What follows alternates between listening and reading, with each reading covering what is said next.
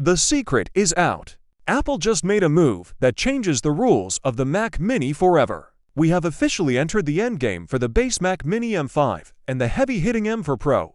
Everyone thinks the M for Pro is the clear winner just because it has the Pro name. They are wrong.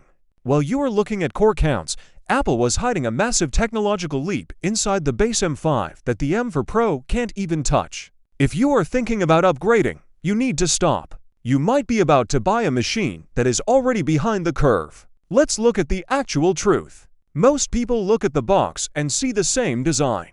They see the same silver aluminum.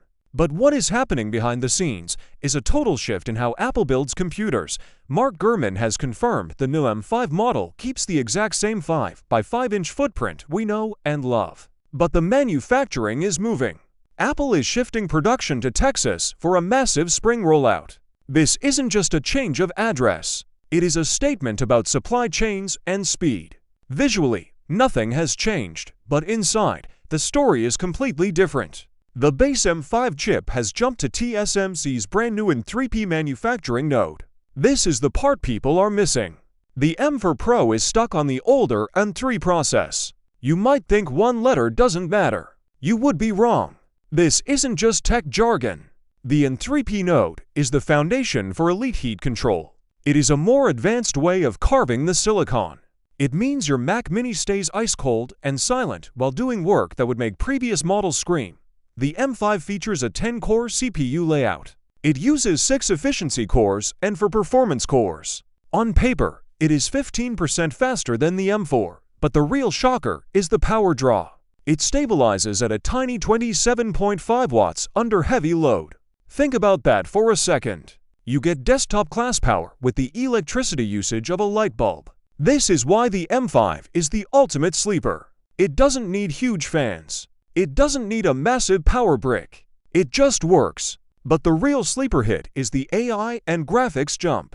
Apple has put a dedicated neural accelerator into every single GPU core of the M5. This is a game changer. We are talking about 4 times faster AI processing. If you use AI for image generation or video enhancement, the M5 is a beast. It handles these tasks with ease because the hardware was built for them from day one. It also features a 3rd-generation ray tracing engine. This delivers a 45% performance uplift in gaming and 3D rendering. However, we need a reality check. We have to be honest about the trade-offs. The M5 only has a 10-core GPU. That is exactly half of the M for Pro's massive 20-core engine. Raw power still lives with the Pro. The memory bandwidth also shows a gap. The M5 reaches 153 gigabytes per second. That is great for most people. But the M for Pro crushes it with 253 gigabytes per second. If you are an editor working with heavy 4K or 8K video, that bandwidth is everything. It is the difference between a smooth timeline and constant freezing. You have to ask yourself what kind of creator you are. Do you need raw muscle, or do you need the smartest chip on the block? Then there are the ports. This is where the Pro tries to keep its crown. The M5 Max is out at Thunderbolt 4. It's fast, but it's not the future. The M for Pro gives you Thunderbolt 5.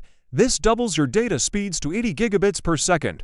It lets you run up to 3 4K displays at 144 Hz. For a high-end studio, that is a big deal. But look at the price. The base M5 starts at just $1,599. It is the best value Apple has ever offered for creators. You are choosing between the M5's cutting-edge AI efficiency and the M for Pro's raw graphical muscle. Most people don't need the muscle. They need a machine that won't get hot. They need a machine that handles the new AI tools coming next year. In my opinion, the Mac Mini M5 is the ultimate sleeper computer. Unless you are a high-end studio professional, the M5 is the smarter long-term buy.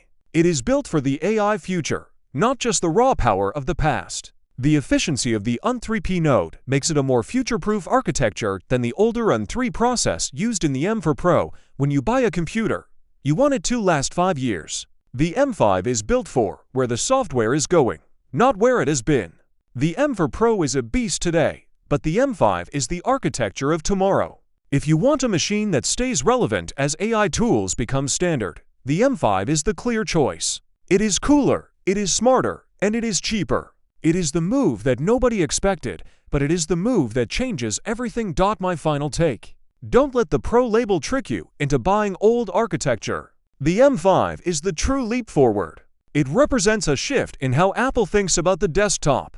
Small, efficient, and incredibly smart. It's the perfect balance for 90% of users. If you are doing heavy 3D work all day, get the Pro. For everyone else, the M5 is the king of the Mac Mini lineup. It's the best value, the best tech, and the best long-term investment you can make right now. If you like the video, subscribe, share the video, and hit the bell icon.